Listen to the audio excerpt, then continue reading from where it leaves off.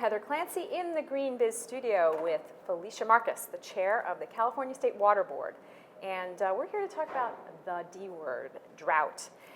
Felicia, how is this current state of drought different from the sort of normal state of affairs? That's funny, we do have a normal drought cycle. That's very astute of you.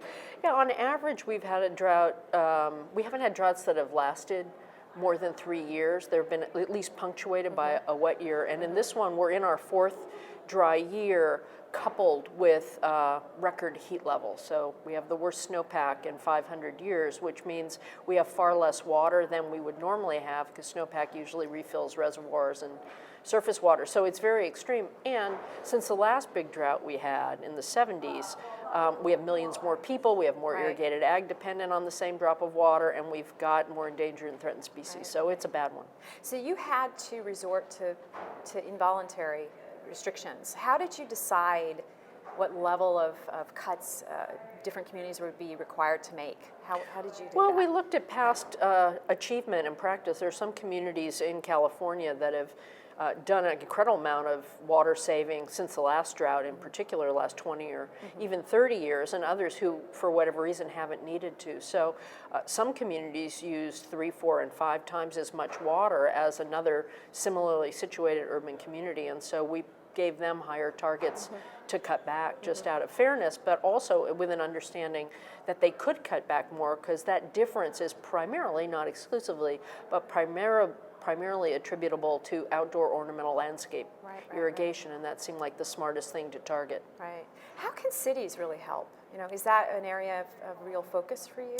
It is. I mean, by the same token, you know, agriculture has suffered horrendous cuts for a whole year ahead of these regs for cities. There are 500,000 acres fallow, thousands of people out of work, rural communities running out of water. They've really felt the cutting edge of the drought because of the fact that they have less focus on resilience than urbans do. Urbans have a density of population.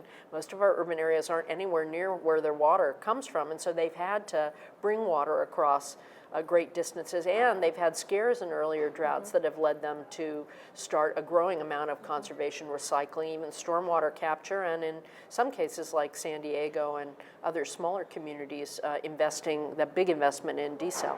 You mentioned agriculture. How are you pulling the very real huge corporate economy, right, in the state, Silicon Valley, obviously the one that we talk about in Hollywood down there.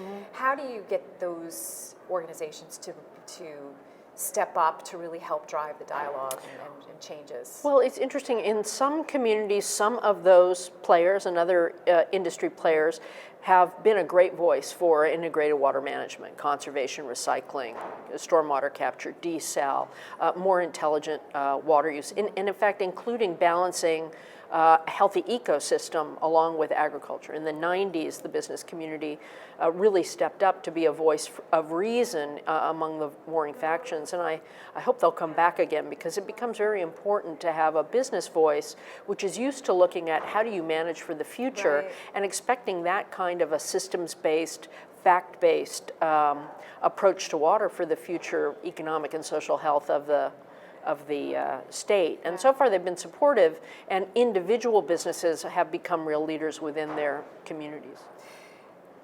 You mentioned that this is a cycle. We're in a cycle. How can California businesses, agriculturals, the citizens make this a perpetual concern, right? Something that they don't do every few years, because we have to change our habits, and then when things get better again, when it rains, the sort of collective consciousness forgets. How does your organization, your agency, hope that this will be the impetus for long-term strategy changes? Well, we certainly hope that the memory lasts a while. I figure we have at least 1 year of drought memory in the drought, but I think it's probably going to be more, because if we look at our past droughts, whether the one in the 70s or the one in the late 80s, early 90s, folks don't go back to using water as much as they did. I think in that last big drought, we learned what we could do indoors with low-flow toilets and the like. I think this drought, people are learning how much they're actually using outdoors, and people changing out their landscapes as quickly as they can afford to, or as their rebates are available. So I think we'll have some resilience. But more importantly, given what we know about climate change and what it's going to bring to this state, whether it's in 2 decades, 3 decades, or 4 decades, where it's going to be warmer, so we won't have our snowpack, which means we'll have a third less water under the existing system. I think there's no time like the present to really double down on integrated water management thinking and to have people think about us having a system that doesn't react just on a year-to-year basis. And the polls overwhelmingly show that the public wants us all to step up and plan for the future. Well, I hope you're right. Thanks for joining us today. Thank you very much for having me. And thank you for watching GreenBiz Studio.